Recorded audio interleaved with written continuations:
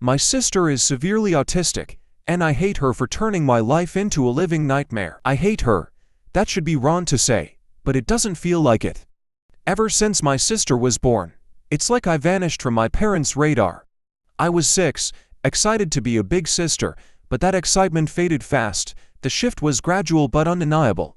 Suddenly, I was moving into the basement because she needed to be closer to Mom and Dad. That hurt. The basement was creepy and cold, and I missed the warmth of being near them. Nights down there were long and lonely. I'd hear the rest of the family upstairs and feel so cut off, like I was more of an afterthought than a daughter. Losing my toes to her was another blow. She didn't mean to break them, but it happened all the time. I remember trying to explain to my parents how it made me feel, hoping for a bit of sympathy, maybe even justice, but all I got was, "She's younger. She doesn't understand. You're the big sister, you should be more understanding." It felt so unfair. Those toes were my escape, and seeing them broken without anyone caring enough to address it just piled on the feeling of being invisible. The MacBook incident was the last straw. School had given it to me because I'd been doing really well, and then one day, it was just destroyed. My school was mad at me for being careless, and my parents just added to the blame. No one stopped to consider it wasn't actually my fault. I was furious and hurt, but mostly, I felt alone in dealing with the mess. It wasn't just about a laptop, it was about feeling like nobody had my back. Honestly, trying to balance being a sister and having a life is rough. I love my sister, sure, but it's like my parents forget I'm still a kid too. Every time she needs something, I have to drop everything. Doesn't matter if I'm studying, hanging out, or even trying to catch a break. It's like I'm on call 24/7 without even signing up for it. I couldn't remember the last time I hung out with friends without constantly checking my phone, worried I'd miss a call from home needing me to rush back. My life felt like it was on a perpetual pause, always waiting for the next crisis or the next demand for help. The day I decided to go watch the new Spider-Man movie was a big deal for me. It had been ages since I'd made plans that felt purely from my own enjoyment. My friend Jake had been talking about it for weeks, and his excitement was contagious. I needed that break, a couple of hours where I could just be a teenager, not a caretaker. So, I made a decision. I figured, just this once, I'd turn my phone off to enjoy the movie, not worrying about anything else. Just 2 hours, you know. Walking out of the theater, turning my phone back on, I felt like I was hit by a truck. Missed calls and texts everywhere. I called home immediately, the joy from the movie evaporating with each ring. When my mom picked up, her anger cut through me. "Where have you been? We needed you an hour ago." I could barely get a word in. I rushed home, feeling guilty, but also kind of angry. When I got there, it was like walking into a storm. My parents were furious, their disappointment a tangible force in the room. "We rely on you, and you just decide to disappear to watch a movie." My dad's voice was sharp, his words punctuated by my sister's background noises. Like going to a movie was some kind of crime. I tried explaining I just wanted a break, that I just wanted a couple of hours to myself, but it fell on deaf ears. "It didn't matter, your responsibilities here are more important than some movie," my mom added, her words final. They grounded me, said I was being irresponsible all over a movie. Sitting in my room afterward, it hit me. This wasn't about the movie. It was about feeling stuck. Yeah, I get it. My sister needs me, but sometimes I just want to do something normal without feeling guilty or getting into trouble for it. Being 18 and feeling like you're not allowed to have your own life is tough. It was about feeling trapped in a role I never chose, about longing for a piece of normalcy in a life that felt anything but normal. I loved my sister deeply, but in that moment, I couldn't help but feel robbed of the simple teenage experiences of friendships and carefree moments. Living in my house feels like I'm trapped in a loop where everything revolves around my sister and her needs. Don't get me wrong, I get it, she needs a lot of care, and I want to be there for her. But sometimes, it feels like I'm just another item on the family's to-do list. Help your sister. Make sure she's okay. Can't you see we're busy with her? It's exhausting, feeling more like an extra hand than an actual member of the family. It's like I'm invisible unless they need something for her. This feeling of being a slave in my own home is suffocating. I carry this weight around, a burden that's made me question my own worth around the house. Then there was this one week that felt like it could be different. I had been chosen to give a speech at a school event. Something about that recognition, it lit a spark in me. I worked hard on that speech, pouring my thoughts and feelings into every word. When my parents said they'd be there to watch me, for the first time in a long time, I felt valued.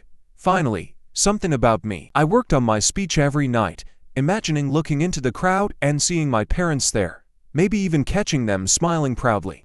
The excitement was like a beacon, a rare light in the usual dimness of my daily life.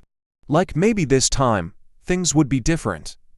But they weren't. They missed it because of something with my sister. Once again, they blamed it on my sister. Standing there, about to start my speech, and not seeing them crushed me. I pushed through, voice shaky and hands trembling. I cried not just for the speech but for all the times I felt sidelined. Yeah, I made it through, and people clapped, but it felt empty. The whole walk home, I couldn't stop the tears. It's not like I wanted to make a big deal about them missing the speech, but it just hit hard. It felt like a reminder that no matter what happens with me, it'll always be secondary. And walking home, all I could think was how this pattern seems like it's never going to end. Talking about colleges with my dad was something I've been looking forward to. It started off pretty normal. I was actually excited, you know. For once, it felt like we were focusing on my future, on something that was about me. I was getting into the idea, thinking maybe college was my chance to get out and do my own thing, away from all the chaos at home. We were looking at some brochures, talking majors and campuses. It was the closest to dreaming I'd gotten in a long time. Then my dad made that joke. Something about picking a high-paying major so I'd be set to take care of my sister when they're gone. He laughed, thinking it was just a light-hearted comment, I guess, but it hit me hard. All my bottled-up feelings just exploded. I lost it. I couldn't hold it in anymore. I started crying, then yelling, telling him how unfair it was that my entire life was expected to revolve around being my sister's caretaker. It was all coming out, every bit of resentment, every moment of feeling overlooked and undervalued. Trying to make him see how much I've had to give up, how everything always circles back to what my sister needs, but they didn't get it. My parents just stood there, staring at me like I was speaking another language, watching me lose it. No comfort, no apologies, nothing. Their faces were so cold, so detached. It was like they couldn't understand why I was so upset over a joke. That's when I realized they weren't going to hear me out. I ran to my room, slammed the door, and I've been here ever since. And here's the thing, I've been in there for hours, and they haven't even bothered to check on me. Not a knock, not a word, nothing. It's like my outburst didn't matter to them. It's so lonely, sitting here, knowing that even this me being this upset isn't enough to get them to see how much I'm hurting. It's like I'm trapped in this role they've set for me, and my feelings about it don't matter at all. Am I wrong for wanting more than this, for wanting to be seen as more than just a future caretaker for my sister? It just feels like no matter what I do, it's like my life doesn't matter. I am nothing to them, nothing more than just insurance for my sister after they are gone. After hours turned into a day, and then another, with no word from my parents, something in me clicked. I couldn't shake off the feeling that something had to change. It wasn't just about getting away for a bit. It was about needing some space to figure out my own stuff without always being pulled back into the same old situation. I thought of the one person who'd always seemed to get it, Grandpa. Without making a big plan, I just packed some essentials into a backpack one night and left. I texted him I was coming over, half expecting him to talk me out of it or to call my parents, but he didn't. He just texted back, "Doors open." Staying with Grandpa has been eye-opening. It's not like every moment has been some deep heart-to-heart, but it's just calm here. He lets me be. We've talked about college, about what I might want to do, and it's the first time in a while I've been able to think about my future without feeling guilty or stressed. He's been supportive, encouraging me to think about what I want, not what I feel obligated to do. It's weird, but in just a week here, I felt more like myself than I have in years. We've had meals together, watched some old movies, and he shared stories about when he was my age. It's been nice, simple, and kind of freeing. I've even started researching colleges again, this time looking at programs I'm actually interested in, not just ones that might make enough money to take care of my sister in the future. Being with Grandpa has given me a glimpse of what that might look like, and it's something I'm on to hold on to. Wow. Thank you for all the support and love that you guys have given me. I never expected this post to reach the popularity it did. Thank you all. After thinking about it for these past few hours, you are right that I don't despise my sister. It's not her fault that she was born the way she is. My parents came to talk to me a while after my breakdown, but I wasn't able to bring myself to talk to them, and only cry and ask them to leave. They have made arrangements with my grandfather for me to stay with him for the time being. My parents want to talk to me, but we have decided it's best I leave for now to have some space and time to collect myself. We will be sitting down and talking later this week about this issue. Thank you all again for the love and support through this. I started by telling my grandpa the story of why I broke down the way I did. And to be honest, when I actually spilled everything to Grandpa, his reaction was way more intense than I expected. I mean, I knew he'd be surprised, but he looked downright shocked, horrified.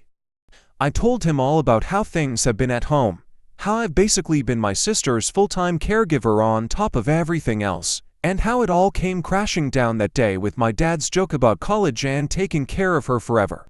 Grandpa was seriously upset, especially when he found out that my sister was supposed to have professional help that she wasn't getting. He said a lot of stuff. He told me some things that I don't feel comfortable repeating here, but in essence, my sister is supposed to be getting care from a professional, and that my parents were ignoring that.